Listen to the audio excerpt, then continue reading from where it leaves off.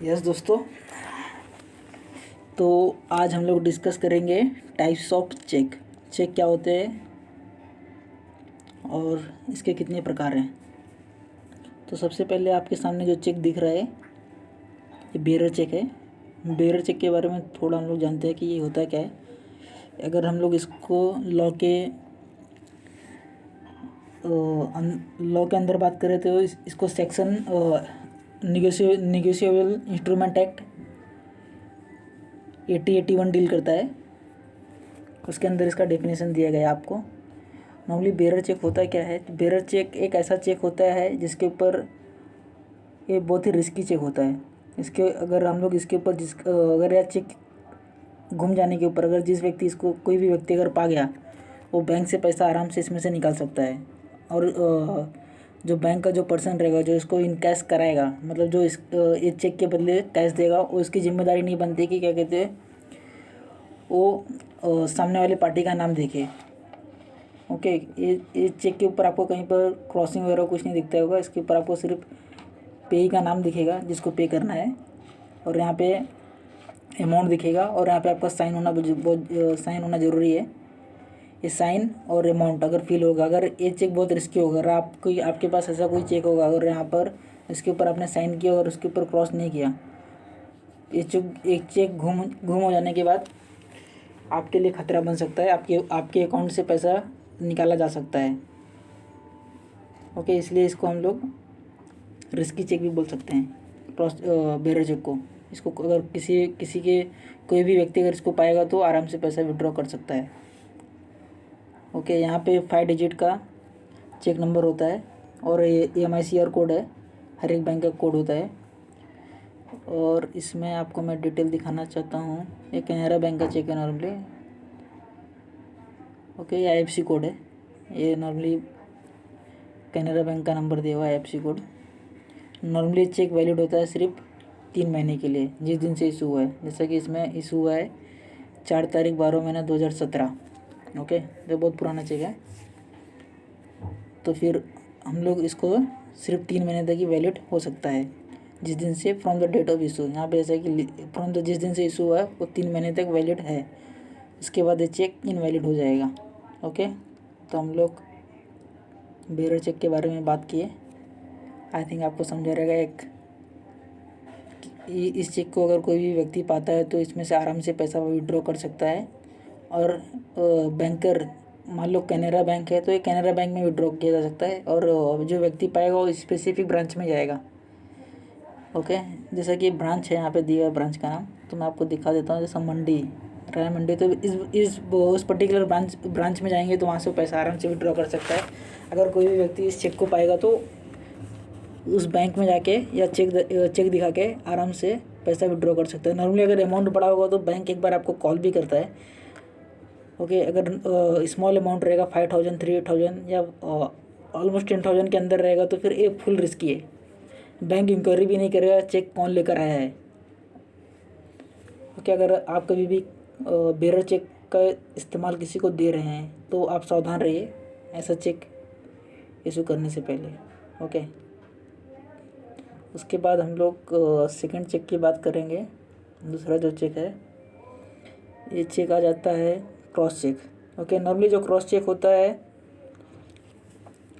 यहाँ पर हम लोग जो बेरर का जो वर्ड होता है उसको कैंसिल कर देते हैं तो क्रॉस चेक बन जाता है। और आपको यहाँ पे आपको 2 क्रॉसिंग करना होता है।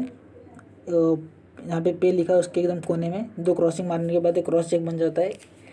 अगर हम लोग कंपेयर करना चाहे क्रॉस चेक और बेरर चेक के बारे में तो जो क्रॉस चेक होता है वो सेफ्टी चेक होता है अगर हम लोग इसको as compare to bearer cheque.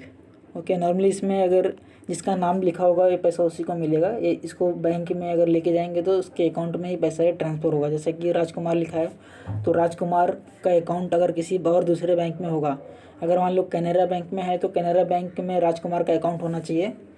और जो पैसा ये दे रहा है, जो चेक इशू कर रहा है राजकुमार को, तो उसके अकाउंट में ट्रांसफ़र हो जाएगा। राजकुमार के अकाउंट में पैसा ट्रांसफ़र हो जाएगा 50,000 रुपीज़।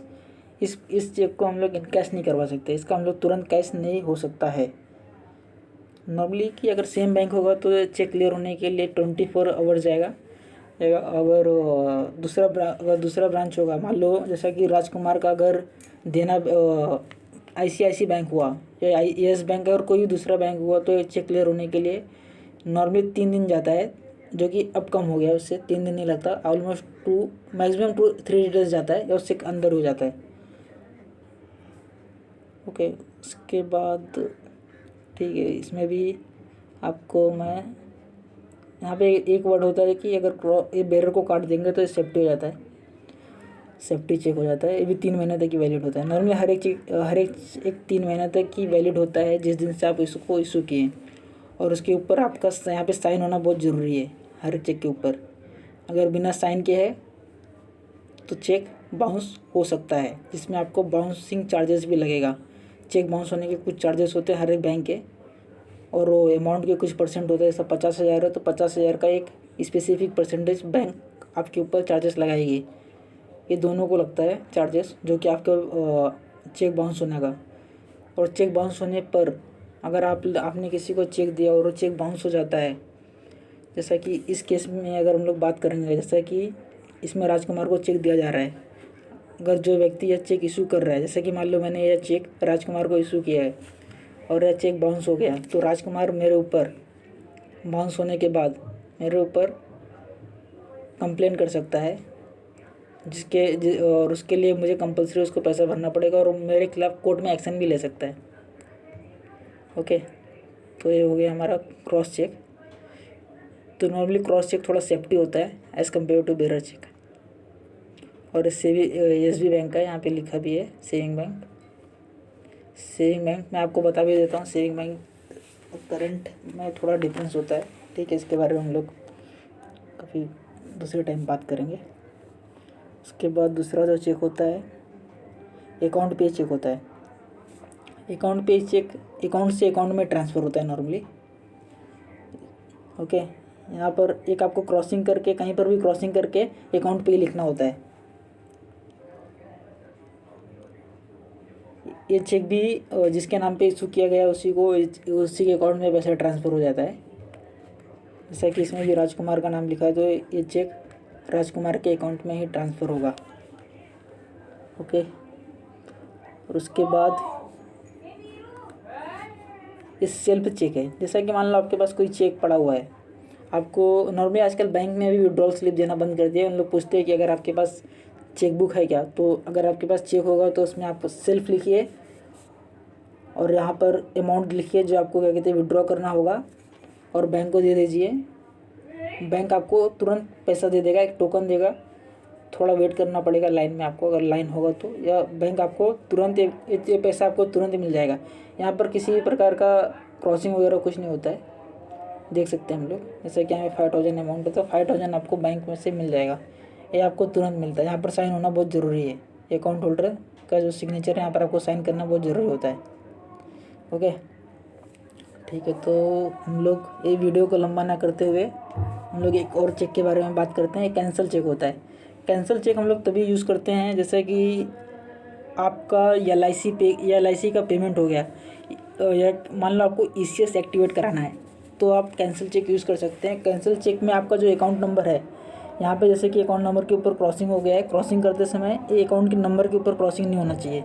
आप जब भी क्रॉस करें तो थोड़ा ऐसा क्रॉसिंग करें कि अकाउंट नंबर जिस भी बैंक को दे रहे हैं, जहाँ से आप ECS से किसी भी पेमेंट आ रहा है आपके बैंक में भी, मान लो आप LIC का पेमेंट है, आपका LIC मैच्योर हो गया है और उसका पेमेंट आपके बैंक में होने वाला है, तो आप नॉर्मली आपसे कैंसिल चेक मांगते हैं। तो कैंसिल चेक के ऊपर अकाउंट नंबर के ऊपर गलती से भी आप क्रॉस मत करो।